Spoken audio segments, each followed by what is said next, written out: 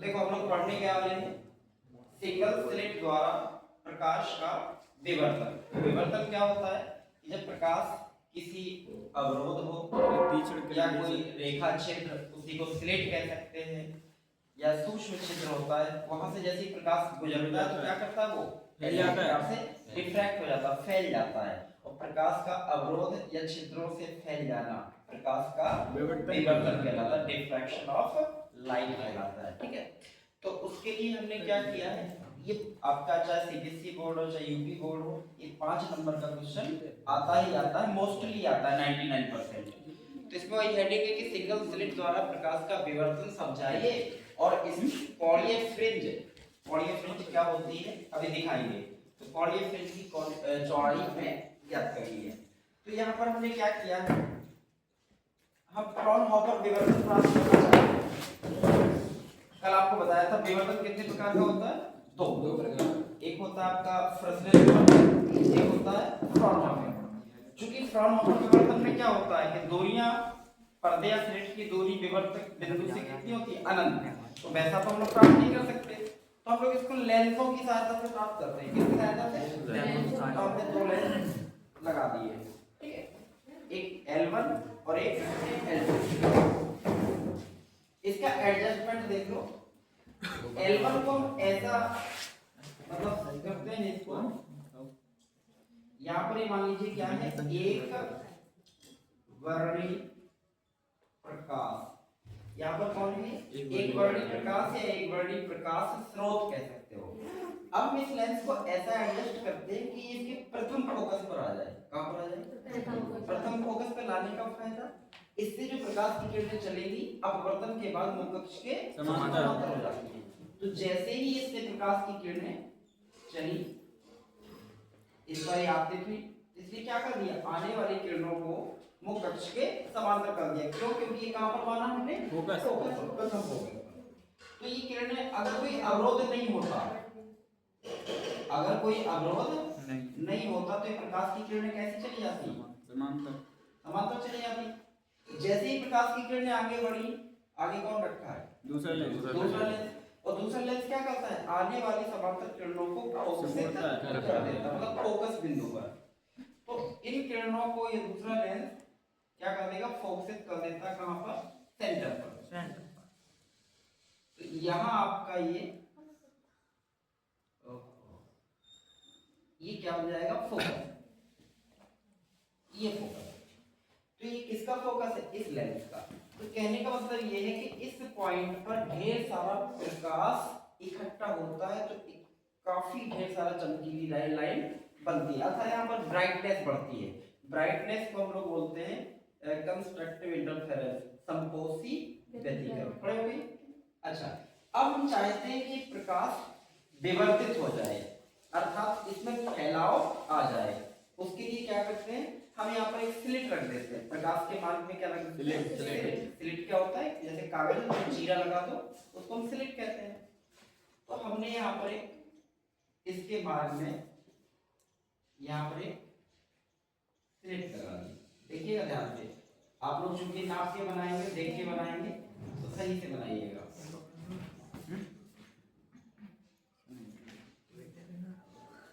ये हमने क्या कर दिया, इसके मार्ग में एक रुकावट डाल दी, ये स्लिट। तो जैसे ही प्रकाश, अधिकांश प्रकाश तो सेंटर पे जा रहा था, जो प्रकाश इससे टकराएगा वो क्या होगा, निश्चित है, या तो इस टाइप से झुक जाएगा या इस टाइप से। तो इसमें होता क्या है, स्लिट की हम चौड़ाई दे देते हैं, वैसे इतनी चौड़ी स्लिट होती नहीं है, स्लिट बहुत पतली होती है। क्योंकि हमें इसका डेरिवेशन दिखाना है, तो हमने स्लिट को काफी चौड़ा दिखा दिया।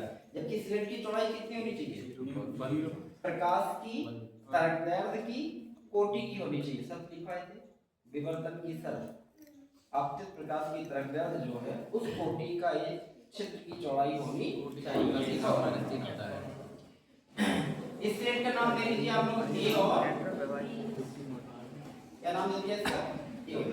और इस स्लिट की चौड़ाई है उसका नाम हम क्या दे रहे हैं, ए। कहीं कहीं किताबों में ई दिया है, ए दिया है, डी दिया है, परेशान होने की जरूरत नहीं है। फिर से देखो, तो जैसे ही प्रकाश यहाँ पर पहुंचा, ये सिरे से हाइगन्स ने क्या बताया था कि स्लिट का प्रत्येक बिंदु खुद में एक नया सोर्स होता है, जिससे तरंग खुद से प्रकाश की चाल से सभी दिशाओं में फैलना शुरू कर देती है। तो जैसे ये प्रकाश यहाँ पहुंचा तो यहाँ से ये किनारों की ओर, गुड मॉर्निंग, चेयर देखो कुछ बात कर लो शायद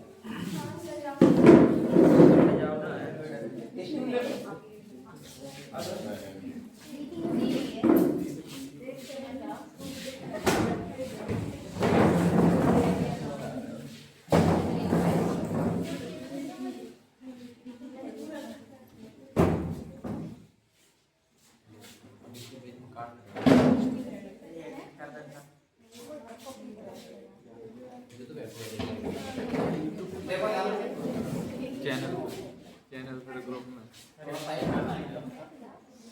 दिख रहा है? सब लोग ध्यान रखेंगे। ये जो लाइन है ऊपर की ओर चली गई, दिख रही है आपको? ये लाइन है सीधी गई क्या? नहीं, यही डिफ्रैक्शन है, अपने मार्ग से हट गई। तो बात आती है क्या ये ऊपर ही जाएंगी? नहीं, कुछ रेज ऊपर जाएंगी, कुछ और ऊपर जाएंगी, कुछ यहाँ आएंगी, कुछ और नीचे जाएंगी, मतलब पूरे इस प्रकार से, जैसे मैंने बताया था कि इस प्रकार से फैलाव होता है। प्रकाश की किरण जाएगी तो इस प्रकार से वेव फ्रंट के रूप में क्या होता है? फैलाव होता है। तो इस साइड सेंटर अप डाउन चारों तरफ बनेगी, क्योंकि हमें एक ही दिख रहा है, एक से ही काम चल जाएगा आगे।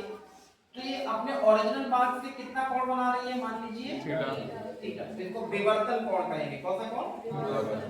तो ये कोण थीटा, तो ये कोण भी थीटा। अब हम क्या करते हैं, इसका कुछ नाम दे लो, सेंटर का P नॉट दे दीजिए और इसका P।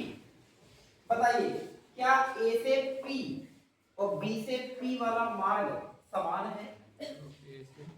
मतलब ये वाला पथ और ये वाला पथ समान होगा क्या? नहीं होगा। तो पथ अलग अलग है, पथ मतलब रास्ते। तो इन पथों का अंतर क्या कह रहा था? पथांतर। तो इसका पथांतर निकालना है। तो पथांतर निकलेगा कैसे? जैसे हम कहें कि यहाँ से यहाँ तक 10 मीटर, ठीक है, और यहाँ से यहाँ तक 7 मीटर, तो पथांतर कितना होगा? 3। तो 10 माइनस 7। तो क्या करें हम? बड़े मार्ग से छोटा मार्ग हटा देंगे, कोई पथांतर आ जाएगा। मान लीजिए ये बड़ा मार्ग है, तो जब यहाँ शुरू हो रहा तो ये चीज यहाँ से शुरू हो रही बराबर, तो इतना पथ का अंतर बनेगा। तो पथांतर निकलेगा कैसे? तो इस पर हम एक लंब डालेंगे। तो यहाँ से मान लीजिए हमने एक लंब इस प्रकार से बनाया, ये थीटा अलग मान लो, ये जो लाइन है, ये लाइन कितने किस पर लंब होगी? इस किरण पर, क्योंकि ये किरण है और ये वेव फ्रंट है। किरण और वेव फ्रंट के बीच कोण कितना बनता है? 90। तो अगर ये थीटा है तो भाई प्रैक्टिकली ये भी कितना बनेगा? थीटा। और यहाँ एंगल कितना बनेगा? 90। यहाँ एंगल कितना बनेगा? 90। ठीक है, आगे देखो इसमें कितना हो गया। तो यहाँ कुछ नाम दे दीजिए, या बी नाम है तो यहाँ नाम दे दीजिए कितना? के। कुछ भी दे सकते हो, बस एक तरीका होता है। तो बताइए पथांतर कितना हुआ? जैसे बीपी माइनस एपी, अगर हम कहते हैं बड़ा मार्ग है बीपी और ये छोटा मार्ग है कौन? एपी, तो पथांतर कितना होगा? जहाँ से आपने परपेंडिकुलर डाला तो पथांतर कितना होगा? ये होगा कि मान लीजिए यहाँ से यहाँ तक की लंबाई और यहाँ से यहाँ तक की लंबाई सेम है, तो बीच का अंतर कौन होगा? तो पथांतर कितना हो जाएगा? आप विवर्तन के एक शब्द पढ़े हो कि स्लिट का आकार प्रकाश की तरंगदैर्घ्य की कोटि का होना चाहिए। ये बताए थे, स्लिट का आकार प्रकाश की तरंगदैर्घ्य की कोटि का होना चाहिए। तो मान लीजिए कि इसका जो है वो क्या है? कोटि लैम्डा। तरंगदैर्घ्य क्या होते हैं? लैम्डा। तो पथांतर, तरंगों का पथांतर भी मान लीजिए कितना है? लैम्डा। तो लैम्डा क्या है यहाँ पर? तरंगदैर्घ्य। कौन? प्रकाश की तरंगदैर्घ्य। इतना है आपका चित्र है। ये चित्र आप घर पे कम से कम 3 से 4 बार बनाओगे, तब जाके कहीं ये आप लोग सही से बना पाओगे। अब इसमें थ्योरी बहुत इजी तरीके से लिखेंगे ताकि आपको रटना ना पड़े। तो चित्र बड़ा सा हो, हम थ्योरी थोड़ा सा लिखते हैं।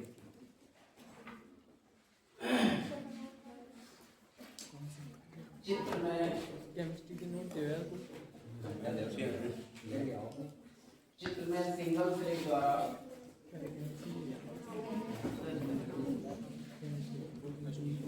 विवर्तन प्रतिरोध की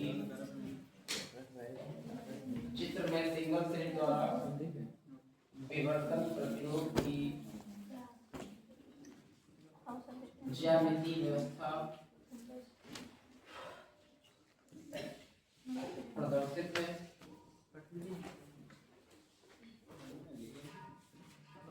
रफ में बना लो, यहाँ पर रफ में बना लो, घर पे उसको फिर कर लेना। किताब में भी दिया है ऐसे ही।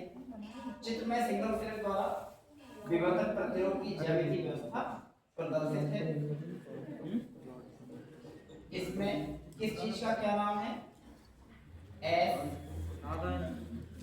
क्या है? वैसे एक वर्णी प्रकाश स्रोत है। और अच्छी नहीं मिलो L1 प्रथम उत्तल लेंस जो क्या करता है अनुपक्ष के समान कर देता है। L2 द्वितीय उत्तल लेंस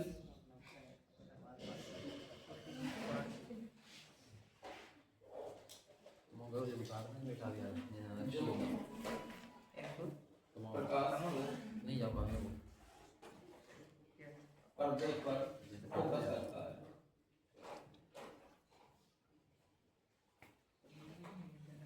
चलिए L1 L2 हो गया। AB क्या है? AB बराबर कितना है? ये है आपकी 70 में से 70 है। ठीक है, देखते जाओ कुछ छूटे तो बताना। थीटा है कहीं? थीटा कौन सा कोण है? विवर्तन कोण।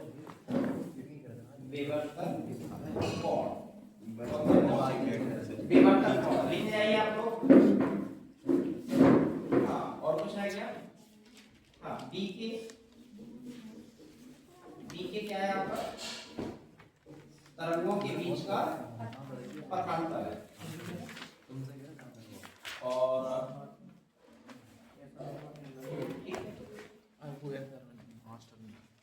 E नॉट ये क्या है? केंद्र जहाँ पर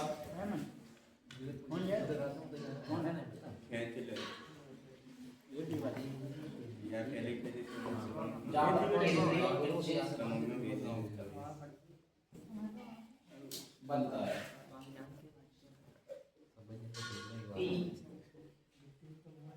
ये हमने भेज ये दिया निर्देश की स्थिति है। हाँ ग्रुप पे डाल लड़कों वाले पे डाल दो।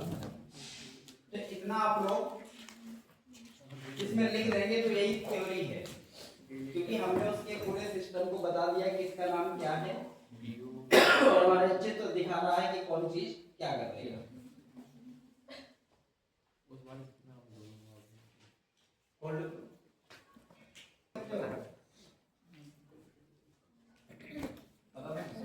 हाइगेंस के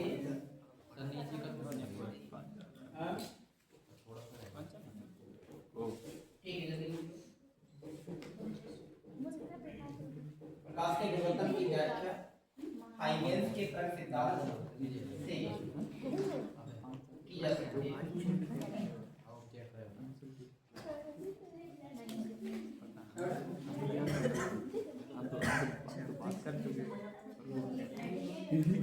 नहीं, अभी ये डेरिवेशन चल नहीं रहा, ये इसी की थ्योरी है। कहीं कोई ब्लैक पेन नहीं, नीला पेन नहीं चलेगा, अभी इसकी थ्योरी है, कंप्लीट नहीं हुई अभी। प्रकाश के विवर्तन की व्याख्या हाइगेंस के तरंग सिद्धांत से, मतलब प्रकाश का विवर्तन तो दिखाया है हमने, हाइगेंस के तरंग सिद्धांत से की जा सकती है। ठीक है, अब जो इसमें सिलिट पर प्रत्येक बिंदु क्या होता है? द्वितीय तरंगिकाओं का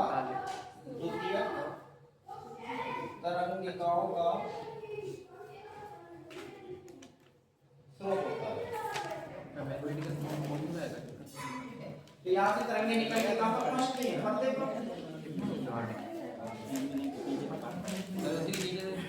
या डाल दें? Yes sir. सर जी लिखना है पथांतर बीपी माइनस एक बराबर। हाँ ये लिखना था, चित्र के नीचे ही लिख लो, कोई दिक्कत नहीं है। प्रत्येक बिंदु द्योतक तरंगिकाओं का स्रोत होता है। अब इसमें हम लोग क्या मानेंगे, माना यहाँ पर ए के लाइन है और ए के लिखना मत को 2 मिनट के लिए चाहो तो ए के लिखना है, ए के क्या है, बी के पर परपेंडिकुलर है, लंब है। माना ए के बी के पर, बी के नहीं, माना ए के ये पूरा मान है बीपी है, माना ए के बीपी पथ पर लंब है। अतः जो बीके हो जाएगा, बीके किसका काम करेगा, पथांतर का काम करेगा।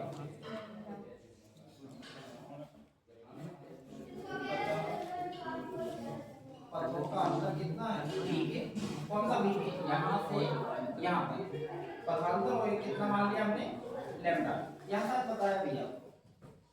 अब यहाँ पर एक नई चीज जोड़नी है। अब हम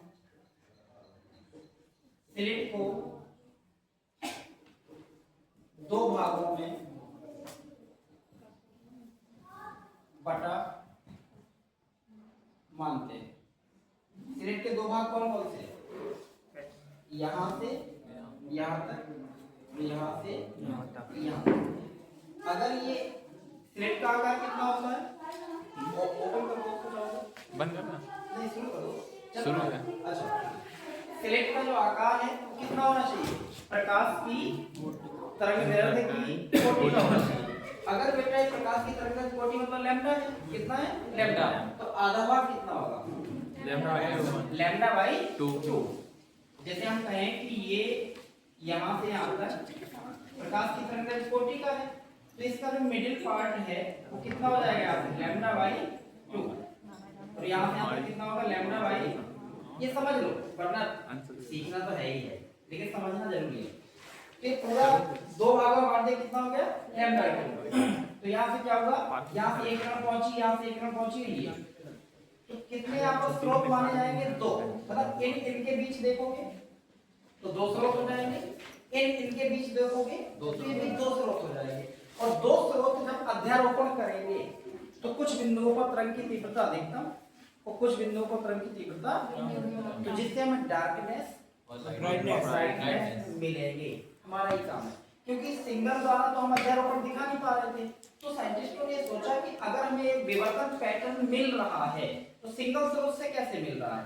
निश्चित है कि जो स्लिट है वो कई सोर्सों में बट गई होगी। अगर इसको हम 2 भागों में मान लेते हैं तो ये 2 लाइनें बन जाएंगी, अर्थात 2 स्रोत होंगे। इस प्रकार से ये वेव फ्रंट आगे इसका लग गया होगा, इसका लग गया होगा, काटा होगा।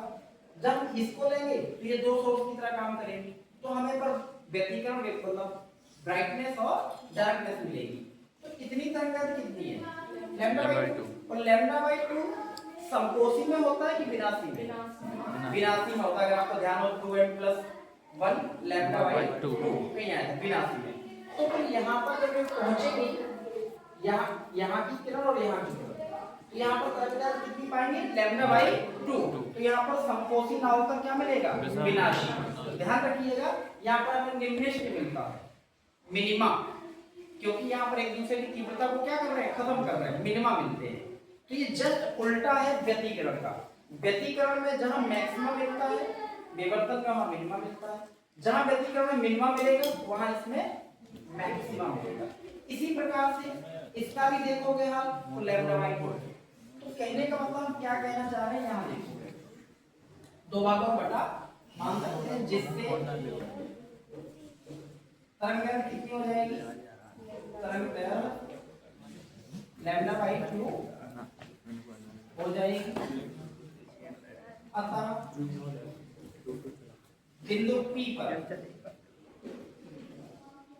विवर्तन के बाद निम्नलिखित प्राप्त होगा।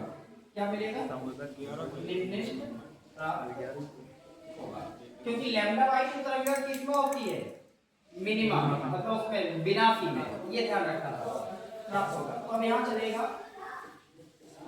प्रथम, अब ये हेडिंग टाइप बना लीजिएगा, है इसी का प्रथम निम्नलिखित की स्थिति।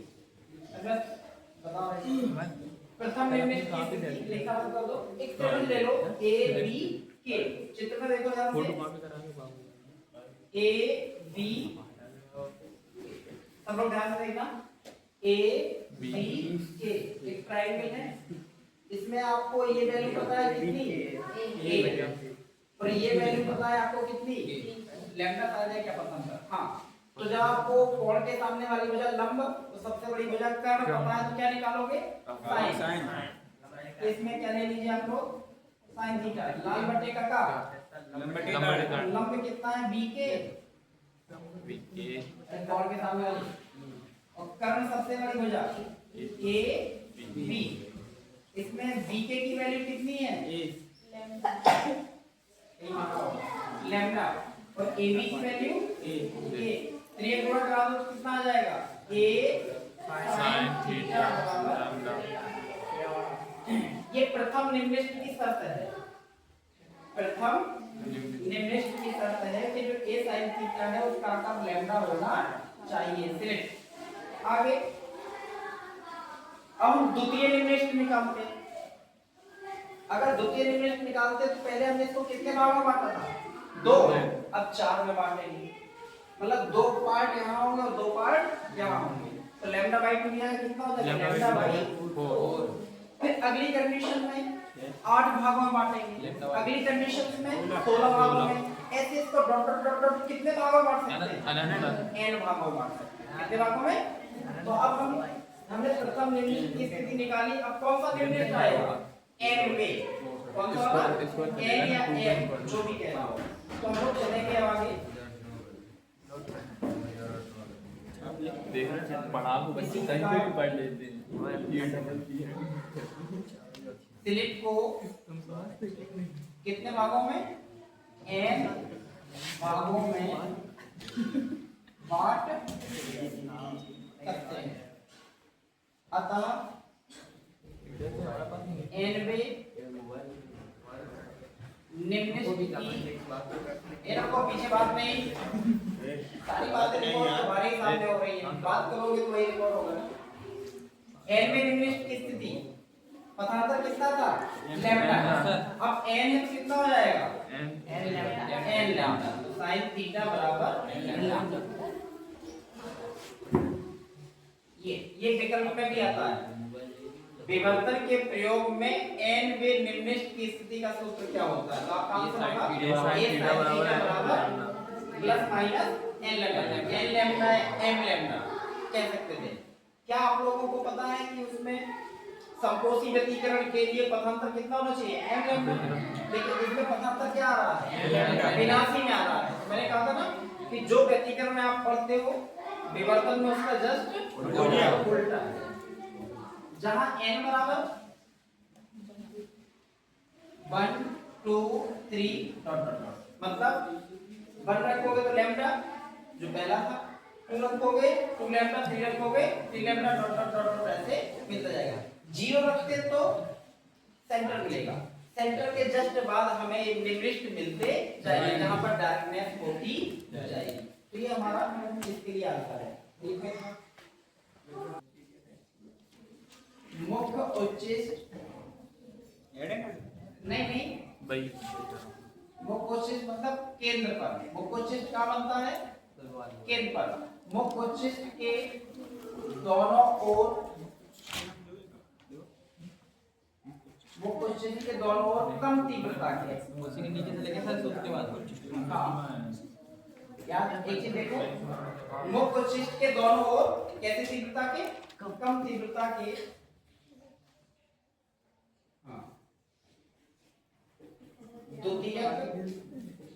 द्वितीयक का एक और नाम है गौड़, उच्चिष्ट, इसको इंग्लिश में बोलते हैं सेकेंडरी। प्राइमरी कौन है, पर सेंटर, सेंटर वाला प्राइमरी, बाकी जो मिलेंगे वो सेकेंडरी, सेकेंडरी मैक्सिमा, और निम्नलिखित को क्या बोलते हैं, मिनिमा। तो मुख्य उच्चिष्ट के दोनों कम तीव्रता के द्वितीयक उच्चिष्ट प्राप्त होते हैं।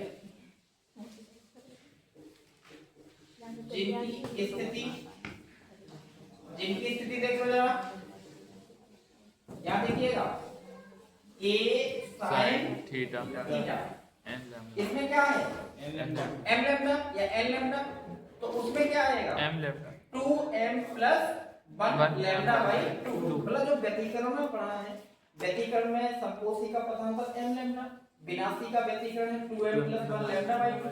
इसमें जस्ट उल्टा है कि विनाशी के लिए आपको मिनिमम के लिए जब m लैम्डा मिल गया, तो संपोषी के लिए इसका जस्ट उल्टा मिलता है। तो क्या आना चाहिए वो 2m प्लस 1 लैम्डा बाई 2। पथांतर कितना हो जाएगा 2m प्लस 1 लैम्डा बाई 2, और इसमें बस इतनी हो जाएगा। तो इसमें आप चाहो तो sin थीटा की निकालना चाहो तो sin में, तो नहीं निकालना तो ये आंसर। ये क्या है इसका पथांतर है।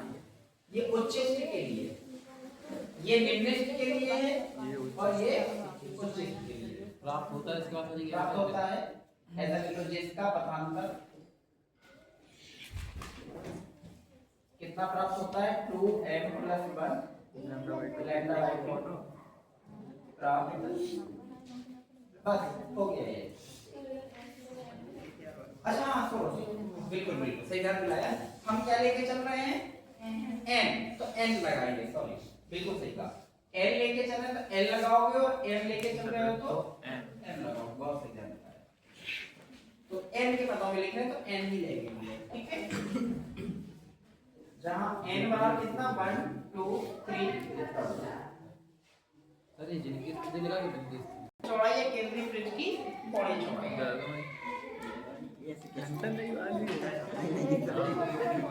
परिभाषा लिखो, डेफिनेशन है सही है भाई, हम जो यूज ही नहीं कर रहे इसमें लिखो मुख्य उच्चिष्ट के, बात ना करें, मुख्य उच्चिष्ट के दोनों ओर, डेफिनेशन पहले की, पहले डेफिनेशन, मुख्य उच्चिष्ट के दोनों ओर प्रथम निम्नष्टों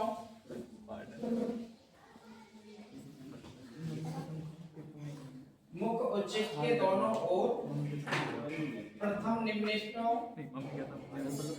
के बीच की दूरी को, मुख्य उच्चिष्ट के दोनों प्रथम निम्नष्टों के बीच की कोणीय दूरी को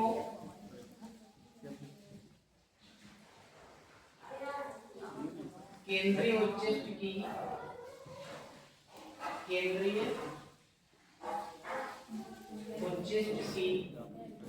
कोणीय चौड़ाई कहते हैं।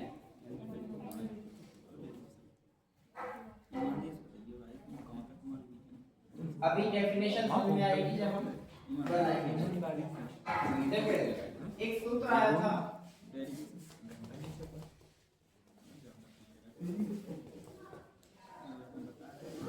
निम्नलिखित की साथ कहीं सूत्र था a sin थीटा बराबर प्लस माइनस n लैम्डा, ठीक है। तो आप लोग क्या लिख सकते हैं, ये sin थीटा बराबर plus minus n lambda upon a लिखा जा सकता है। अब इसमें से कोण को छोटा मान ले रहे हैं हम लोग, कोण कैसा है, जब कोण सूक्ष्म होगा sin थीटा को थीटा कह सकते हैं, तो कितना बचेगा ये n लैम्डा अपॉन a, जहां n बराबर कितना रख सकते हो, रखवाना शुरू करो, चलोगे फिर 1 रखिए तो कितना आ जाएगा lambda upon a plus minus 2 रखोगे तो प्लस माइनस 3 रखोगे तो इसी प्रकार से चलता जाएगा। हम कुछ नहीं कर रहे हैं, 1 2 3 यहाँ रखते, 1 रख दिया तो ये मिल गया, 2 रख दिया तो ये मिल जाएगा, 3 रख दोगे तो ये मिल जाएगा। अब बनेगा आपका एक चित्र, उसको हटा दें, ये चित्र हटा दें, बना लिया था।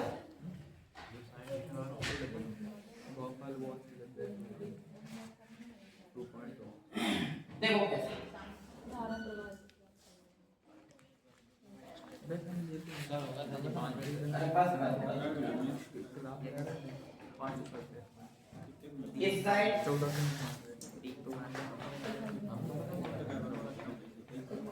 देखो इस प्रकार से कैसे कैसे आपको एक बिंदी मिलती है इसमें, तो देखिएगा ध्यान से।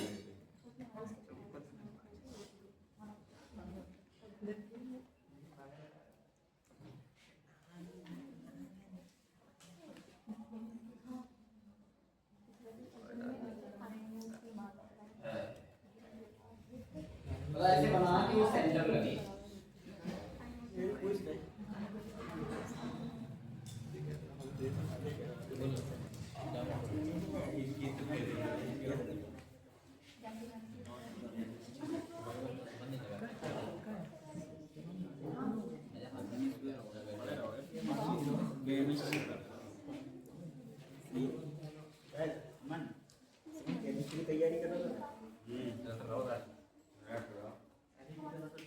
ऐसे मिलता है। सबसे ज्यादा क्या मिल रहा है आपको? सेंटर। सेंटर पर सबसे ज्यादा ऊंचाई मिली होगी, फिर ये ऊंचाई लगातार कम होती जा रही है। तो ये सेंट्रल मैक्सिमा है। काम था थोड़ा। देखिएगा ये क्या है, डॉक्टर ये बता सकते हो तुम लोग? ये हमने लाइन लगा रहे क्या है? अरे ये नेप्रियम है। डाउन हो गए, जहाँ डाउन हो गए तो मिनिमम, और जहाँ अप हो गए वो मैक्सिमम। तो ये सेंटर के जस्ट बाद, सेंटर के जस्ट बाद है तो प्रथम मिनिमम, ये द्वितीय, ये तृतीय, डॉट डॉट। सेंटर के लेफ्ट में प्रथम, द्वितीय, तृतीय। तो ये क्या है? मैक्सिमा। ये सेकेंडरी मैक्सिमा है। फर्स्ट मैक्सिमा कौन है? ऊपर वाला, और ये सेकेंडरी। ये पढ़ते जाएंगे। तो इसकी वैल्यू कितनी है यहाँ से यहाँ तक? यहाँ तक की वैल्यू प्रथम मिनिमा है। प्रथम मिनिमा कब मिलेगा? लैम्डा अपॉन ए। तो ये वैल्यू कितनी है? लैम्डा अपॉन ए। ये वैल्यू और ये लैम्डा वाई। ये वैल्यू कितनी है? ये सर माइनस लैम्डा वाई ए माइनस 2 लैम्डा वाई और ये माइनस 3 लैम्डा वाई। अब परिभाषा पढ़ो और मुझे बताओ केंद्रीय चेस्ट की कोणीय चौड़ाई का सूत्र क्या बनेगा? पहले डेफिनेशन पढ़ोगे। लिखा है मुख्य उच्चिष्ट के दोनों ओर, मुख्य उच्चिष्ट के दोनों ओर प्रथम निम्निष्ठों के बीच की दूरी, तो कोणीय दूरी को केंद्रीय उच्चिष्ट की कोणीय चौड़ाई कहते हैं। अब बताओ सूत्र क्या बनने वाला है? केंद्रीय उच्चिष्ट दिख रहा है नहीं? हां कहां है? ये। और केंद्रीय उच्चिष्ट के दोनों, मतलब सेंटर के दोनों, इस साइड भी और इस साइड कितनी डिस्टेंस है? मतलब प्रथम मिनिमा ये भी है और प्रथम मिनिमा ये भी है। यहाँ से यहाँ तक की दूरी कितनी है?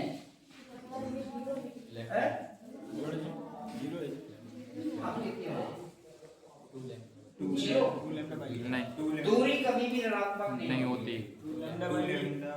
हाँ, जोड़ रहा है। माइनस तो सिर्फ ये बता रहा है कि लेफ्ट में, प्लस ये बता रहा है कि राइट में, लेकिन डिस्टेंस तो है, दूरी कभी भी ऋणात्मक नहीं होती। तो lambda by a plus lambda by a कितना हो गया? 2 लैम्डा बाई ए।